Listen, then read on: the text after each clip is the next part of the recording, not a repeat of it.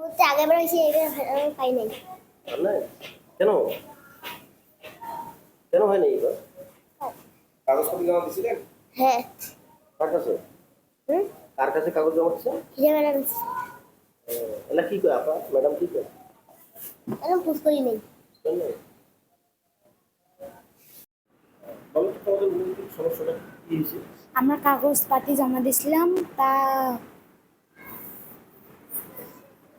কার কাছে জমা দিচ্ছেন? হেড ম্যামের কাছে। তারপরে? এখন কি অবস্থা? অনেক না, আমার ম্যাম কইছে যে তোমাদের কাগজ লাগবে, সেই কাগজটা আমরা অফিস থেকে আনছি, আমি হেড ম্যামের কাছে জমা দিচ্ছি। জমা দেওয়ার পর এখনও ম্যাম বলে জমা দেয়নি। তারপরে এখনও আমরা বাসায় অনেক করছি, চেক করছি, এখনও টাকা নেয় আসে আমাদের। তারপরে ম্যাডাম কি জমা দেয়নি কাগজটা? না, এটাই আমি শুনছি, এটাই বলছি। যাও মুহূর্তের বিষয় কিছু জানো? না, কি কি ঘটনা মানে কি তোমাদের স্কুলের কারণ বুঝতে হলো? না, কিন্তু করছিলাম পাইনি। হ্যাঁ কাগজ জমা দিয়েছিলাম পাইনি, এখনো আসেনি মেসেজ। অন্য অন্য স্কুলে হয়েছে? হ্যাঁ হ্যাঁ,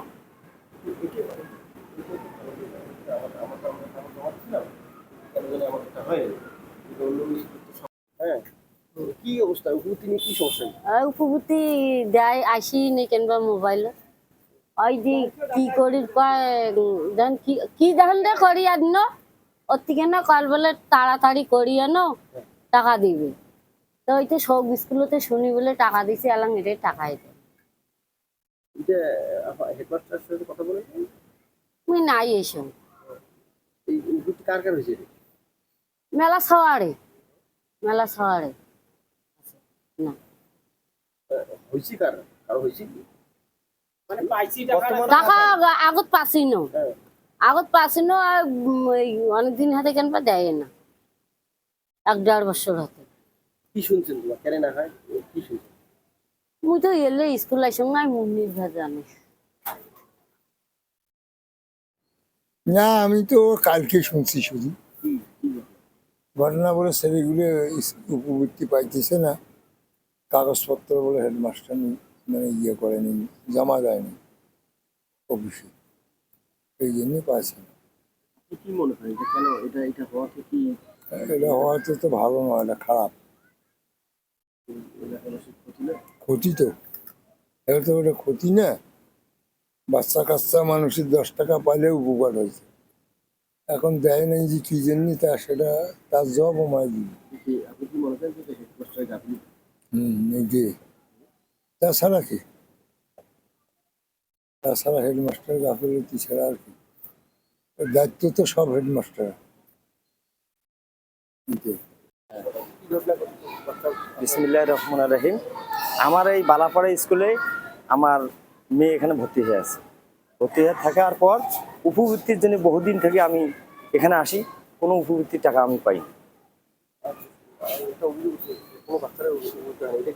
হ্যাঁ ওটা সঠিক উপবৃত্তি নাম আসি এনারা কিন্তু দেখায় শো করি, আবার পরে দেখা গেল যে কি কয় তোমার কাজগুলো বন্ধ হয়ে থাকে।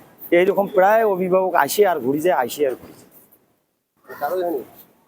কারণে কিছু কিছু আছে আর বাকিগুলোর নাই। তার কারণে এখানকার হেড ম্যাডাম সমস্ত দায়ী। এনাদের তো আছে, দুর্বলতা আছে, যার কারণে মানে এই স্কুলের বাচ্চা কাচ্চা পায় না। আমাদের বাংলাদেশ সরকারের উপর আমাদের থাকলো যে এই উপবৃত্তির বিষয়ে যেন তদন্ত করে। আমি উপবৃত্তির কাজ করছি না। প্রশ্নটা হলো যে আপনার স্কুলের অভিভাবক বাচ্চাদের এবং বাচ্চার অভিভাবকদের অভিযোগ যেটা আপনার বিরুদ্ধে, সেটি হলো যে আপনার গাফিলতির কারণে তারা উপবৃত্তি থেকে বঞ্চিত হয়েছে। এই বিষয়ে আপনার আসলে কি বক্তব্য, কেন তারা বঞ্চিত? এখানে আমার কোনো গাফিলতি নাই, আমি আমার উপবৃত্তির কাজ করছি, আমার যে কাজ করার ছিল আমি সেগুলো করছি। আর আমার কিছু বাচ্চা উপবৃত্তি পাইছে, যারা পায় নাই তারা পর্যায়ক্রমে পাবে, এরকম একটা নির্দেশনা আছে। এই যে মানে পায়নি, পাইছি বলতে কয়জন পাইছে? এই কয়েকজন পাইছে, বাকিগুলো না পাওয়ার কারণে আপনি বাকিগুলো পর্যায়ক্রমে পাবে। মানে এটা অন্য স্কুলে এরকম নাই, অন্য স্কুলেও আছে। আপনার গাফিলতিটা শিক্ষা অফিসে গাফিলতি। এখানে আমি বলবো না, এখানে উপবৃত্তি পর্যায়ক্রমে পায়। আমাদের এরকম একটা নির্দেশনা আছে, যারা পায়নি তারা কিছুদিনের মধ্যে হয়তো পাবে।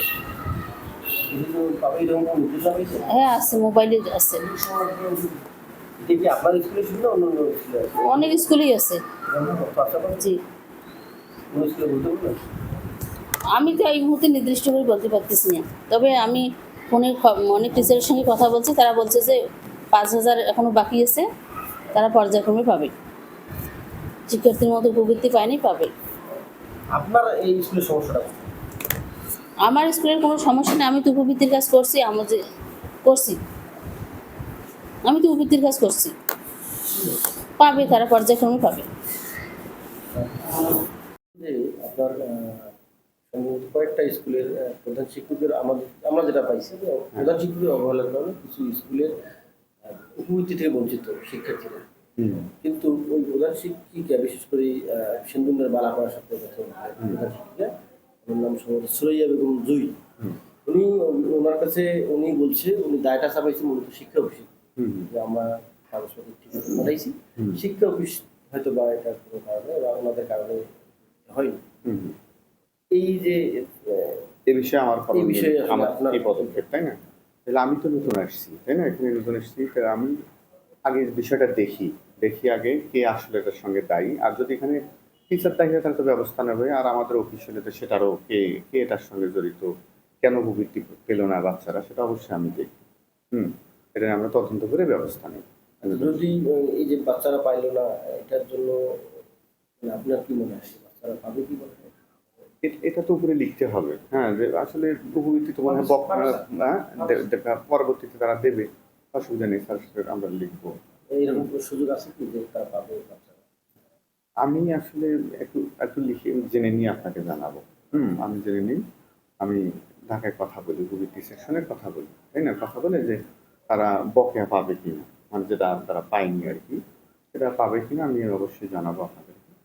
আর দেখি এটা টিচারদের স্কুলের লিস্টে একটা আপনি দেবেন আমার, কোন কোন স্কুল পায়নি, কতজন বাচ্চা পায়নি, তারা যেন আমাদের সাথে যোগাযোগ করে, একটু আমার সাথে যোগাযোগ করুক, যোগাযোগ করলে আমি ব্যবস্থা। তো যাদের অবহেলার কারণে এটা হলো তাদের বিরুদ্ধে যদি আপনি চিন্তা বিষয়, হ্যাঁ অবশ্যই, যারা এটার সঙ্গে অবহেলার কারণে না পায় তাহলে তো তাদেরকে অবশ্যই আমরা আইনের যে ব্যবস্থা আছে আমাদের অফিসে, বিভাগীয় ব্যবস্থা, সে ব্যবস্থা নিতে অবশ্যই।